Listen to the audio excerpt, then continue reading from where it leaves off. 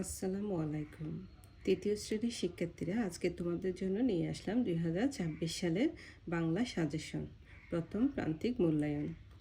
তোমাদের পরীক্ষা হবে 70 নম্বরের এবং সময় থাকবে 2 ঘন্টা 30 মিনিট। এখানে 1 নম্বরে দেওয়া আছে সংক্ষিপ্ত প্রশ্ন উত্তর। তিতি সবার জন্য কি এনেছে? উত্তর হবে চকলেট এনেছে। মিতু ও জিমিত কোন শ্রেণীতে পড়ে? তৃতীয় শ্রেণীতে। তুলি কোন শ্রেণীতে পড়ে? তুলি পঞ্চম শ্রেণীতে পড়ে। রাজুর বাবা কি কাজ করেন? রাজুর বাবা কৃষিকাজ করেন। রাজুদের কিসের খামার আছে? হাঁস মুরগির খামার আছে। হাঁস মুরগির খামার কে দেখাশোনা করেন? রাজুর মা হাঁস মুরগির খামার দেখাশোনা করেন। মিতুরা কয় বোন? মিতুরা 2 বোন। মিতুর বড় বোন কোথায় পড়েন? মিতুর বড় বোন হাই স্কুলে পড়েন। মিতুর মা কোথায় কাজ করেন? মিতুর মা হাসপাতালে নার্স হিসেবে কাজ করেন। মিতুর বাবার কিসের দোকান আছে? মিতুর বাবার বইয়ের দোকান আছে। মিতুর বাবার দোকানের নাম কি? হুবালি লাইব্রেরি। 3টি পেশার নাম লেখো। শিক্ষক, নার্স, ডাক্তার। ময়লার বাক্স গল্পে কয়টি বাক্সর কথা বলা হয়েছে? 2টি বাক্সর কথা বলা হয়েছে। হারুন মামার কাছে কে বাক্স চাইল? রেবা বাক্স চাইল। ময়লা কোথায় ফেলতে হবে? ময়লার বাক্সতে। কিভাবে রাস্তা পার হব? সিগন্যাল বাতি দেখে রাস্তা পার হব। কোথায় হর্ন বাজানো নিষেধ? হাসপাতালের সামনে হর্ন বাজানো নিষেধ। ঘাসফড়িং কী করছিল? ঘাসফড়িং ঘাসের উপর তিরিং বিরিং করে খেলা করছিল। ঘাসফড়িং কাকে বোকা ভাবল? ঘাসফড়িং পিঁপড়াকে বোকা ভাবল। পিঁপড়া রোদের মধ্যে কি করছিল? পিঁপড়া রোদের মধ্যে বড় একটা বোঝা টেনে নিয়ে যাচ্ছিল। সময়ের কাজ সময়ে না করলে কি হয়? সময়ের কাজ সময়ে না করলে কষ্ট পেতে হয়। ঘাসফড়িং কেন পিঁপড়ার বাসায় গেল? ঘাসফড়িং খাবারের জন্য পিঁপড়ার বাসায় গেল। কে বোকা, ঘাসফড়িং নাকি পিঁপড়া? ঘাসফড়িং বোকা। ভাদ্র আশ্বিন মাস মিলে কোন ঋতু? ভাদ্র আশ্বিন মাস মিলে শরৎ ঋতু। কোন 2 মাস মিলে? শীতকাল। পশু মাঘ মাস মিলে শীতকাল। আমি হব কবিতার কবির নাম কি?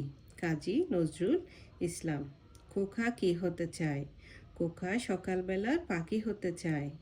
কে জাগার আগে খোকা জেগে উঠতে চায়? সূর্যি মামা জাগার আগে খোকা জেগে উঠতে চায়। খোকা কাকে আলসে মেয়ে বলেছে? খোকা মাকে আলসে মেয়ে বলেছে। তুমি কখন ঘুম থেকে উঠো? আমি খুব ভোরে ঘুম থেকে উঠি। কখন রাত পোহাবে? খোকা উঠলে রাত পোহাবে। কে ব্যাঙের বাসা ভেঙে ফেলেছে? মুরগি ব্যাঙের বাসা ভেঙে ফেলেছে। কে মুরগির ডিম ভেঙেছে? সাপ মুরগির ডিম ভেঙেছে। কার লেজ থেকে রক্ত ঝরছে? সাপের লেজ থেকে রক্ত ঝরছে। পিঁপড়া রাজার দরবারে গেল কেন? পিঁপড়া মুরগির নামে বিচার দিতে রাজার দরবারে গেল। বুলবুলি কোথায় ঢুকে পড়েছিল? বুলবুলি সারস পাখির মুখে ঢুকে পড়েছিল। কে বলেছিল রাতে জ্বর হবে? ব্যাঙ বলেছিল রাতে জ্বর হবে। কে গুজব রটিয়েছে? ব্যাঙ গুজব রটিয়েছে। কে বনের শান্তি নষ্ট করলো? ব্যাঙ বনের শান্তি নষ্ট করলো। ক্লাসে সবাই হৈ হৈ করে উঠল কেন? স্কুল থেকে ঘুরতে যাবার কথা শুনে ক্লাসের সবাই হৈ হৈ করে উঠল। সবাই মিলে কোথায় যাবে ঠিক করলো? লালবাগ কেল্লায় যাবে ঠিক করলো। কে ঠিক মতো হাঁটতে পারে না? মিলি ঠিক মতো হাঁটতে পারে না। আপা কী কী জিনিস সাথে নিতে বললেন? পানি, কলম ও নোটবুক সাথে নিতে বললেন।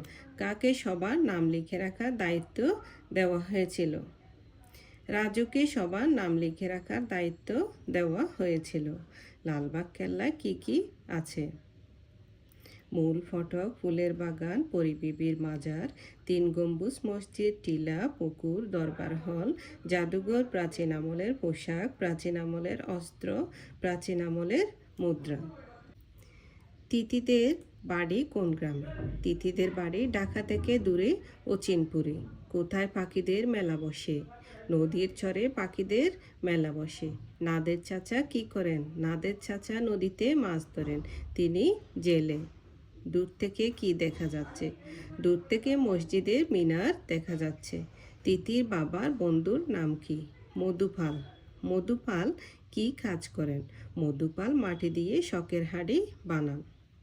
হামিদ চাচা কি করেন? হামিদ চাচা স্কুলের শিক্ষক, অর্থাৎ তিনি শিক্ষকতা করেন।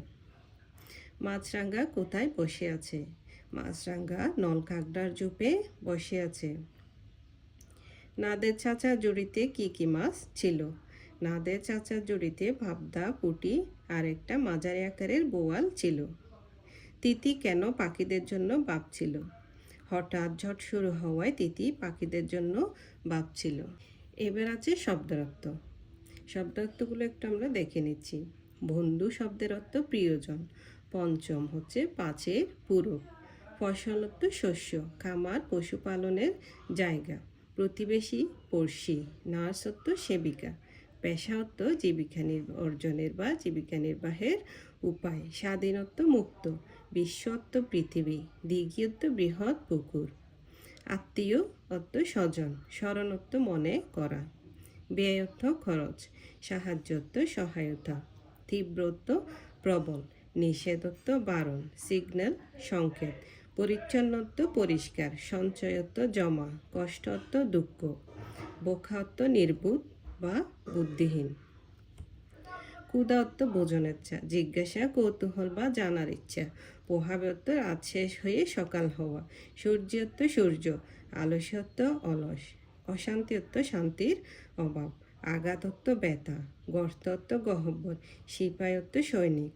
গুজব মিথ্যা তথ্য। রটানো অর্থ ছড়ানো। দায়িত্ব কাজ। ফটক অর্থ সদর দরজা। গম্বুজ অর্থ গোলাকার ছাদ। টিলা অর্থ উঁচু জায়গা। প্রাচীন পুরাতন। বাদল অর্থ বৃষ্টি। বৈঠা অর্থ দাঁড়। দ্রুত অর্থ তাড়াতাড়ি। অবাক অর্থ মুগ্ধ বা হতবাক। এরপর আছে এক কথায় প্রকাশ। ভাদ্র আশ্বিন মাস মিলে হয় যে ঋতু শরৎকাল। পৌষ মাঘ মাস মিলে যে ঋতু শীতকাল। রাত শেষ হওয়া। রাত পোহানো। রাজা যেখানে সভা করেন। রাজার দরবার। মারার জন্য যে লাঠির মাথায় দড়ি থাকে। চাবুক। শিশুদের খেলার বা ঘোরার জায়গা। শিশু পার্ক, যেখানে ঐতিহাসিক গুরুত্বপূর্ণ জিনিস প্রদর্শনের জন্য রাখা হয়। জাদুঘর। ছোট লেখার খাতা। নোটবুক। বিশেষ ব্যক্তির খবর। মাঝার। ধাতুর তৈরি মুদ্রা। পয়সা। আড়াল থেকে দেখা। উকি দেওয়া। দালানের উঁচু চৌড়া। মিনার। নদীতে তৈরি হওয়া বালুময় ভূমি। ছর।